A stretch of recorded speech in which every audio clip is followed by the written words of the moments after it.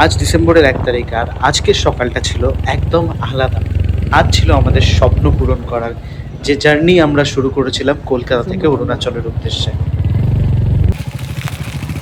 রাস্তা ছিল অনেক দুর্গম, কিন্তু আমরা থামিনি,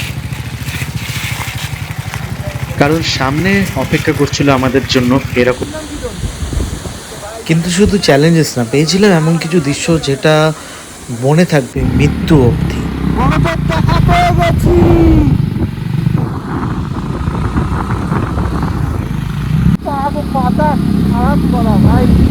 তো কেমন ছিল সেই জার্নি আর কেমন শুরু হয়েছিল সেই জার্নি, আসো শুরু করি সেই ডে 1 থেকে।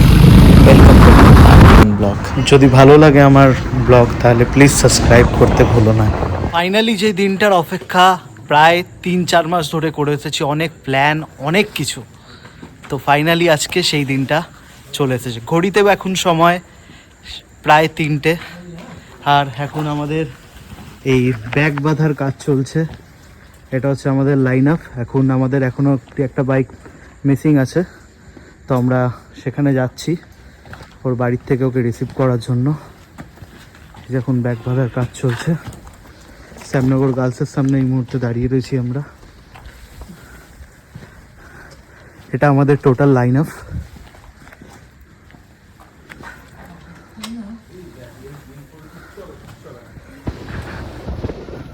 তো ভাই, কল্যাণী হাই রোডের অবস্থা কিন্তু এই মুহূর্তে দাঁড়িয়ে জাস্ট অসাধারণ। এই রোডটাকে অনেকে খারাপভাবে ইউটিলাইজ করে, অনেকে জোরে বাইক চালিয়ে এখানে অ্যাক্সিডেন্ট করে, ড্রিঙ্ক অ্যান্ড ড্রাইভ করে এখানে অ্যাক্সিডেন্ট করে, যে কারণে অনেক ভালো মানুষরা সাফারিং করছে এই রোডটায় রাইড করতে। বাট আমি বলবো কল্যাণী হাই রোড কিন্তু দারুণ একখানা রোড। এখানে যদি তোমরা লিমিটে গাড়ি রান করাও তাহলে এখানে খুব তাড়াতাড়ি যে কোনো জায়গায় পৌঁছতে সুবিধাজনক হয়ে থাকে। তো আমরা এখন চলেছি কৃষ্ণনগরের উদ্দেশ্যে, মানে অ্যাকচুয়ালি উদ্দেশ্য তো অরুণাচল প্রদেশ, বাট কৃষ্ণনগর, দেন বহরমপুর হয়ে তারপর আমরা মালদা হয়ে তারপর আমরা এগোবো। সো এখন প্রায় ভোর হতে চলেছে, সূর্যের আলো আস্তে আস্তে দেখা দিতে চলছে। এই সকালটা যেন সত্যিই অন্যরকম ছিল। তো ভাই, সকালের সূর্য উদয় দেখার কিন্তু একটা আলাদাই এক্সাইটমেন্ট থাকে। আমরা যে কোনো জায়গায় যখন ঘুরতে যাই চেষ্টা করি আমরা সকালের সূর্য উদয় দেখার। আর এই সকালটার জন্য তো আমরা ওয়েট করেছিলাম বহু দিন ধরে, যেমন প্রায় 4-5 মাস ধরে আমাদের এই যে আজকে সকালের জার্নিটা স্টার্ট হয়েছে। এই যে গাড়িটাকে ধরে গাড়িতে ফুল ট্যাঙ্কি তেল ভরে বেরোবো, এইটার স্বপ্ন অনেক দিন ধরেই দেখেছি। আর রাস্তায় যেতে যেতে দেখা যাচ্ছে এরকম একটা সুন্দর নিরিবিলি গ্রাম যেটাতে ঢেকে রেখেছে কুয়াশায়, এবং ভাই এই জিনিসটা একটা আলাদা রকম চোখকে শান্তি দিচ্ছে আর মনকে এটাই বলে যাচ্ছে, হ্যাঁ অরুণাচল, তুমি আর বেশি দূরে নয়, আমরা আর কিছুক্ষণের মধ্যেই চলে আসছি তোমার কাছে। এবং এই যে সূর্য উদয় হচ্ছে ব্যাপারটা, এটার কিন্তু একটা সম্পূর্ণ আলাদাই ফিল। এই যে আকাশটার একটা আলাদা রকমই ভাইবস আছে।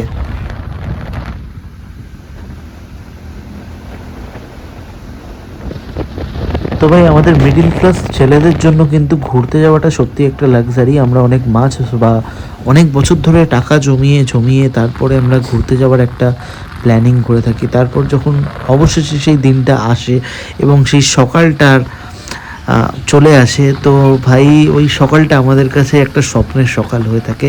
আমার কাছেও কিন্তু ঠিক সেরকমই একটা আজকে স্বপ্নের একটা সকাল। এটা একটা আদার্স নর্মাল ডে এর মতন একদমই নয়।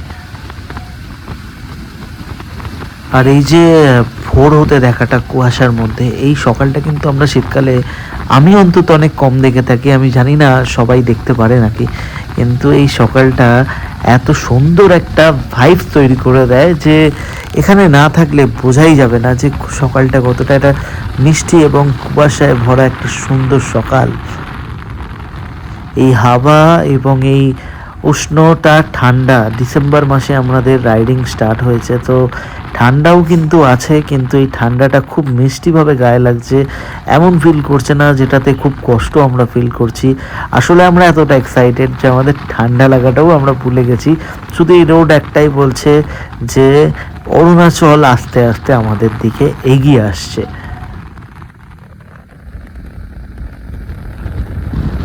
দূর থেকে একটা মন্দির দেখতে পাচ্ছি, যেটা একটা নদীর ধারে ঘেঁষে। এত সুন্দর একটা জায়গার মধ্যে একটা নদী, জাস্ট দারুণ লাগছিল দেখতে। আমাদের বাইকের গতি প্রায় এখন 80 থেকে 100-এর মধ্যেই রয়েছে, কারণ হাইওয়েতে এই স্পিড নর্মালি রেখে যাওয়াই যেতে পারে। যদি তুমি ভালো রাইড করতে পারো, ভালো রাইডের এক্সপিরিয়েন্স থাকে, তাহলে স্পিড মেনটেন করার সাথে, এবং গিয়ার প্রত্যেকটা আমাদের ছিল। এবং এই দেখো জাস্ট সূর্য উদয় হয়েছে, জাস্ট সূর্য মামার দেখা পেয়েছি। তো ভাই সূর্যটা জাস্ট দারুণ লাগছিল রাস্তা, এবং চোখ জুড়িয়ে যাচ্ছিল। তো সূর্যি মামাকে সাথে নিয়ে রাস্তায় রাইড করতে করতে মনে হচ্ছিল না এবার একটা ব্রেক হলে খুব ভালো হয়, কারণ আমরা সারা রাত্রিরই প্রায় জাগা।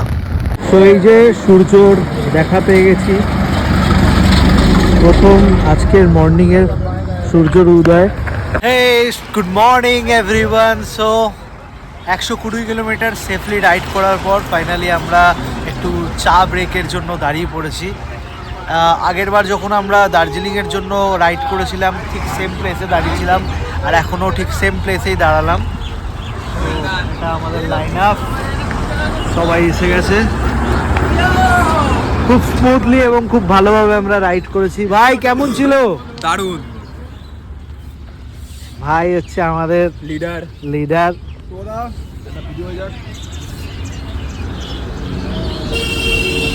এই স্বপ্নটা শুধু আমার ছিল না, ছিল আমাদের গ্রুপের প্রত্যেকটা মেম্বার্সের। আমরা অনেক দিন ধরে এই দিনটার অপেক্ষা ছিলাম। তো নাও আমরা রিচ করে গেছি, জাস্ট বহরমপুর ঢুকছে। এই যে সামনের ক্রসিংটা, এই যে বহরমপুর। তো আমরা ওয়েট করছি আমাদের কিছু টিম মেম্বারসদের জন্য, যারা অনেকটাই পিছনে রয়ে গেছে। আমি আর শুভ অনেকটা সামনে এগিয়ে এসেছি, তো ওয়েট করছি তাদের জন্য। তারা আসলে তারপরে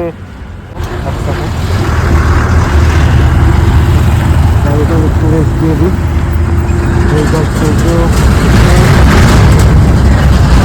বহরমপুর বাইপাস রোড কন্ডিশন আগের থেকে অনেক অনেক ভালো হয়ে গেছে। নো ডাউট রাইড করে খুবই ভালো লাগবে। কিছু কিছু জায়গায় একটুখানি খারাপ আছে, সেটা সব জায়গাতেই হবে। তো সব জায়গায় পসিবল না সব রোড ভালো পাবো, সেটা এক্সপেকটেশন রাখাটাও ঠিক নয়।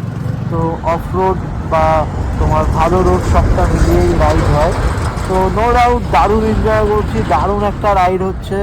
তো সবাই একসাথে আসলে বহরমপুর বাইপাস টাউনের দিকে আমরা আবার রওনা দেবো।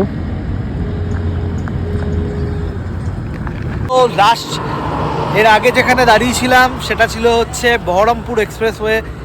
পুরো এক্সপ্রেসওয়েটা মারাত্মক লেভেলের সুন্দর এবং খুব স্মুথলি রাইড করা যাচ্ছে। মানে 100-120 গাড়ি ধরে রাখা কোনো জাস্ট ব্যাপার না। তো এই মুহূর্তে আমাদের 200 কিলোমিটার রাইড কমপ্লিট হয়ে যাওয়ার পরে আমরা চলে এসেছি পাপ্পুদার ধাবাতে। তো আমাদের পুরো লাইন আপ বাইক সব দাঁড়িয়ে পড়েছে। এই যে পাপ্পুদার ধাবা। তো এখানে আমরা ব্রেকফাস্ট করব। তাহলে কি ব্রেকফাস্ট করা যায়? এই কোথায় ছিলে? তোমাদেরকে ফোন করছিলাম, তুললে না। ভাই ফোন সাইলেন্ট ছিল, গাড়ি 100-র উপরে ছিল। আরে আমি ভাবছি আমি এগিয়ে গেলাম একদম। তো বাপ্পুদার ধাবা কিন্তু বেশ ফেমাস। তোমরা চাইলেও এখানে, আমরা যেমন মর্নিং ব্রেকফাস্ট করছি, তোমরা যে টাইমেই যাবে না কেন, এখানে খাবার দাবার সত্যি খুব ভালো।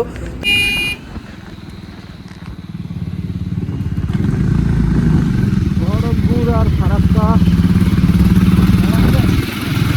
এখন বহরমপুর আর ফারাক্কা টোল প্লাজা, যেটা পরে রাস্তার মাঝখানে, সেটা আমরা ক্রস করে এগিয়ে চলেছি আমাদের উদ্দেশ্যের দিকে। তো ভাই প্রায় আমরা কিন্তু সারা রাত্রি ধরে জাগা ছিলাম। তারপরে 3টের সময় বাড়ির থেকে যখন বেরোই, তো এই যে ভোর এবং সকালবেলা কিন্তু বেশ একটু ঘুম ঘুম পেয়ে থাকে। তার জন্য আমরা কিছু প্রিপারেশন নিয়েছিলাম, যেমন আমি রেড বুল খেয়ে নিয়েছিলাম, আদার্স মেম্বাররাও তাই করেছিল। তো রেড বুল খেয়ে নিলে কিন্তু 4 ঘন্টার জন্য চোখ খোলা থাকে, এবং তার সাথে কফি আমরা ক্যারি করছিলাম। কফিও কিন্তু আমাদের ঘুম আসতে দেয় না। এই জিনিসগুলো একটুখানি ক্যারি করার চেষ্টা করো যারা রাত্রিবেলা বা দিনের বেলা ভোরের থেকে রাইড স্টার্ট করার প্ল্যানিং করছো। 393 কিলোমিটার রাইড আমাদের অলরেডি হয়ে গেছে। এই মুহূর্তে ডালখোলার সামনে দাঁড়িয়ে রয়েছি। অনেকটা তাড়াতাড়ি পৌঁছেছি। বেশ কয়েকবার দাঁড়াতে হয়েছিল, গাড়িতে প্রবলেম হয়েছিল একটা, যেমন এই সিবি 350 RS-টার মধ্যে থেকে তেল লুজ করছিল, তেল লিকেজ হওয়ার কারণে মাইনর প্রবলেম ছিল, বেসিক্যালি একখানা ছিল তার জন্য। তো সেটা এই মুহূর্তে ঠিক হয়ে গেছে। তো প্রত্যেকটা বাইকে এখন খুব ভালোভাবে রান করাতে পারছি, রাস্তাও খুব ভালো। সো একটা জায়গায় দাঁড়ালাম এই মুহূর্তে চা খেতে, অনেকক্ষণ রাইড করছি, প্রায় 100 কিলোমিটারের তো বেশি হবে, এখানে একবার চেক করতে হবে। তো সবাই এই যে আমি রাইডিং গিয়ার সব খুলে ফেলেছি এই মুহূর্তে, কারণ একটু রিল্যাক্স করার জন্য। এখানে একটা ছোট টি ব্রেক হচ্ছে। ভাই কে কত টপ তুলেছে আজকে? হাইয়েস্ট স্পিড কত ছিল? ঠিক আছে ভাই, ঠিক আছে। হাইয়েস্ট স্পিড কত ছিল ভাই? 110। না, আমি যতক্ষণ চালিয়েছি এই রাস্তাটা আমি 98, এই রাস্তাটা আমি ধরেছি কথা ওইসব কথা মাটি হতো দেশ ওকে, সো একটু ব্রেক নিয়ে নেবার পরে আবার যাচ্ছি। তো ফুলবাড়ির উদ্দেশ্যে আমরা যাব, যেটা এখান থেকে আরো 200 কিলোমিটার মতন রাস্তা রাইড করব। তো নেক্সট দেখা হচ্ছে আবার নেক্সট জায়গাতে।